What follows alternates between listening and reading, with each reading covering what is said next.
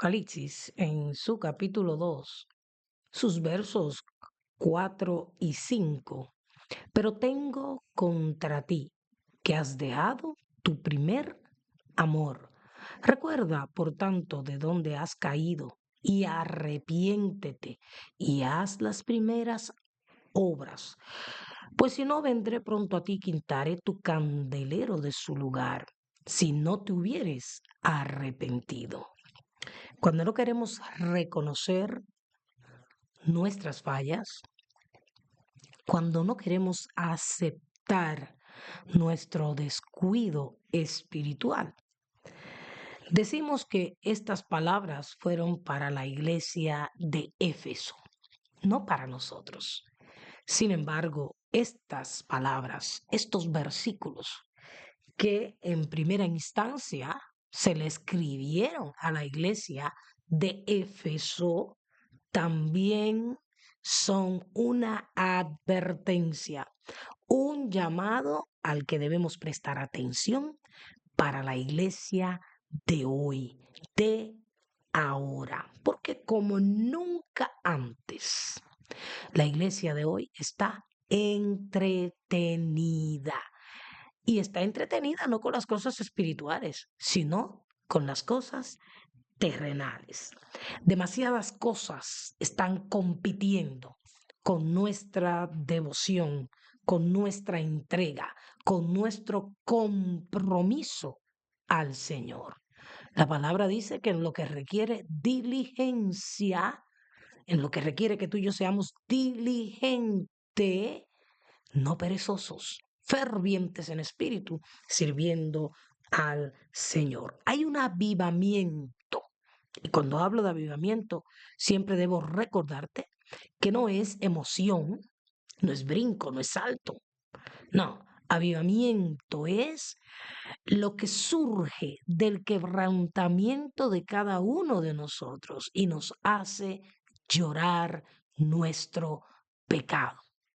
Cuando el Señor aviva su obra, nosotros comenzamos a vernos lo sucio que estamos, lo descuidado que estamos, lo mal que estamos, y comenzamos a llorar y a implorar misericordia por nuestro pecado, ya que cuando la presencia de Dios manifiesta que es su gloria, se manifiesta, nosotros nos damos cuenta que Él es santo y que nosotros somos viles pecadores. Y nadie puede decir que no ha pecado, porque la palabra de Dios nos dice que ninguno de nosotros podemos decir que no tenemos pecado. Mire, esto es tan delicado que hasta con un pensamiento le fallamos a Dios. Cuando dudamos de que Él puede hacer las cosas, le fallamos a Dios. Una mirada, una palabra ociosa, podemos fallarle a Dios. Por eso nunca debemos sentirnos seguros de nosotros mismos y de nuestra decisión de seguirle a Él, porque sin Él no vamos a poder perseverar hasta el fin. Requisito para entrar a las mansiones celestiales. El verso 7 de Apocalipsis 2 dice, aclarando que esto es para toda la iglesia mundial, general y de todos los siglos, el que tiene oído, oiga lo que el Espíritu dice a las iglesias. Fíjese bien, esto es para nosotros, para ti, para mí. Si tú tienes oído, oye esta palabra hasta el final. ¿Qué es el primer amor? Dios ocupa el primer lugar en nuestras vidas, pero cuando Él está diciendo, has dejado tu primer amor, está hablando de que hemos dejado ese entusiasmo que teníamos por ir a la casa de Dios, por predicar, evangelizar, por hacer las obras que Él nos ha llamado a hacer, esa pasión, ese fuego que nos impulsa, esa hambre, esa sed por estar orando, por estar buscando su rostro, por oír su voz, por un gemir por las almas perdidas. Eso es lo que significa el primer amor. Eso que sentimos en el momento en que aceptamos a Cristo como nuestro Señor y Salvador y que luego se fue apagando. Luego nos fuimos descuidando y fuimos poniendo otras cosas en el lugar que le corresponde a Dios. Y el Señor dice, has tenido mucha paciencia, haces muchas actividades, haces muchas cosas, pero has perdido tu primer amor. Hay muchas cosas que tenemos y que debemos de hacer para Dios todos los días y como congregación también. Pero lo más importante es nuestra comunión con Él. Porque esto es como cuando dos personas están enamoradas, cuando nos enamoramos de Jesús, queremos estar con Él. Anhelamos, deseamos, nos deleitamos, como decía el salmista, en el Señor. No nos importan tanto las respuestas, sino Él mismo. Ese debe ser el amor que cada uno de nosotros debe sentir por aquel que nos ama como nadie y por aquel que ha dado su vida por nosotros. En Segunda de Reyes, capítulo 6 se narra la historia cuando Eliseo y los hijos de los profetas fueron a un lugar a cortar leña, porque ellos decían, el lugar en que moramos contigo nos es estrecho, vamos ahora al Jordán y tomemos de allí cada uno una viga y hagamos un lugar para que habitemos, ensanchémonos. Y él dijo, vamos.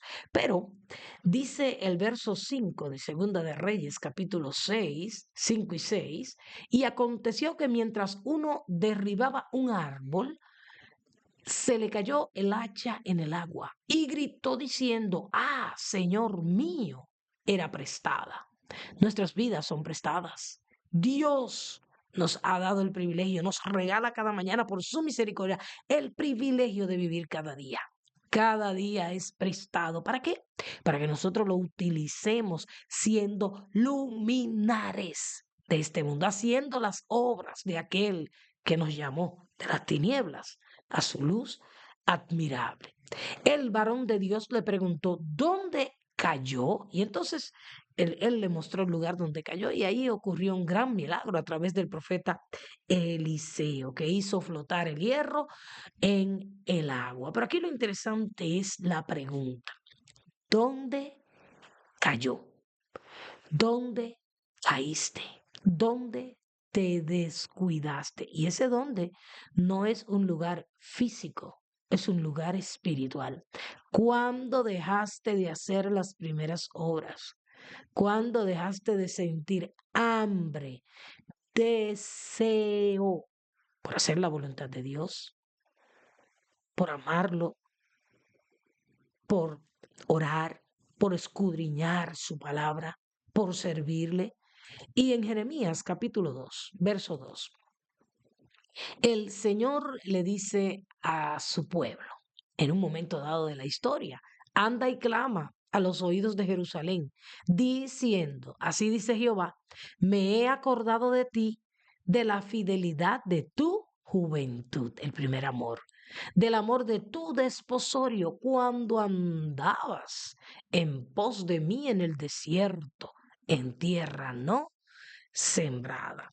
Y es que todos en algún momento nos hemos descuidado, tenemos que reconocerlo. Ahora tenemos que montar guardia en esas áreas de nuestra vida en la que sí queremos agradar a Dios. Y si de verdad amamos a Dios, debemos montar guardia en esas áreas en las cuales nos hemos descuidado. Muchos de nosotros decimos, no tengo tiempo. Pero si el tiempo nos los da Dios, ¿cómo es posible que no tengamos tiempo para estudiar la palabra, para orar, para interceder, para ayunar, para congregarnos? El tiempo no es nuestro, el tiempo nos los ha regalado Dios. Y ahora un dato importante, y es que nadie cae de repente. Va cayendo, respalda y se cae. No, la caída espiritual va ocurriendo progresivamente. Dejamos de orar un día, luego dos, luego una semana, luego un mes, y ya cuando viene a ver pasa el tiempo y orar para nosotros no es más que un 911. Señor, necesito esto, dámelo, Señor, necesito aquello. Vamos perdiendo ese anhelo, ese deseo, ese deleite por Dios y su presencia. Por eso tenemos que montar guardia y tenemos que revisarnos a ver en qué área de nuestra vida nos hemos estado descuidando y hemos estado poniendo en el lugar de Dios las cosas terrenales, las añadiduras que son pasajeras. Y este es un buen momento en la historia de la humanidad para que nosotros como hijos de Dios nos examinemos. Y si nos hemos caído, nos levantemos, porque a través de esta palabra Dios te está llamando a levantarte. Dios te está llamando a buscarlo, no con una parte de tu corazón, con todo tu ser. Dios te está llamando a amarlo con todo tu corazón, a entregarte no a medias, sino con todo lo que tienes, porque queda poco tiempo. Efesios, en su capítulo 2, verso 10, dice, porque somos hechura suya, creados en Cristo Jesús para buenas obras, las cuales Dios preparó de antemano para que anduviésemos en ellas. No nos conformemos, no nos adaptemos a este siglo perverso, corrupto, mentiroso, falso, un siglo que vive de apariencias. Un siglo que vive del consumismo, de consumir las cosas terrenales. Un siglo que tiene tantos atractivos. Y Dios lo sabía y por eso estableció en su palabra, no se adapten a la moda de este siglo, no se adapten a lo que hacen los hombres impíos de este siglo. No, renuévense en el espíritu de su mente, entren a mi presencia, dice el Señor, y escudriñen mi palabra y conozcan cuál es mi deseo para sus vidas y vean que mis planes, mis pensamientos y mis deseos son buenos, agradables y perfectos. Hoy es el día de prestar atención a esta advertencia. Probablemente tú me digas que vas a la iglesia, que eres cristiano, que adoras, que participas, que das ofrenda, que cumples con Dios de esta u otra manera, pero, ¿realmente estás tú haciendo todas esas cosas dándole la gloria a Dios? ¿Realmente lo estás haciendo para agradar a Dios? ¿O lo estás haciendo para escapar del infierno, para que tu líder espiritual no se queje de ti? ¿Por qué estás haciendo las cosas que estás haciendo en el nombre del Señor? ¿Para qué estás haciendo tantas cosas? Porque de colocar a Dios en el centro y de buscarlo a Él y de escucharlo cada día y seguir sus mandatos. De ahí se desprende todo lo que tenemos que hacer todos los días. No perdamos más tiempo. No desperdiciemos nuestra vida haciendo cosas que ni siquiera pasan del techo. Vamos a hacer lo que le agrada a Dios, dándole a Él siempre la gloria y la honra, porque Él nos hizo. Somos hechura de Él para que hagamos buenas obras. No olvides que sin Él tú nada puedes hacer y que aunque no quieras reconocer que has perdido tu primer amor, Dios lo sabe. Y déjame decirte algo, eso se nota. Una de las características de los hombres en estos últimos días es que tendrían apariencia de piedad, religiosos. Muchos serían cristianos, muchos harían milagros, predicarían bonito, cantarían bonito, adquirirían fama espiritual, pero con sus hechos niegan la eficacia de ella. No sigas las bendiciones, no sigas las señales, sigue a Cristo y las bendiciones, el bien, la misericordia y las señales te seguirán a ti siempre. Señor, una vez más, humillados, venimos a pedirte perdón. Ten misericordia de nosotros, porque nos hemos descuidado, nos hemos apartado y ni cuenta nos hemos dado. Que tú seas, oh Dios, nuestro primer amor.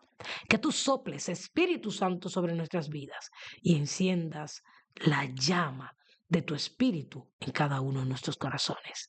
Avívanos, avívanos, aviva tu obra en medio de los tiempos. En el nombre de Jesús, que Dios te bendiga.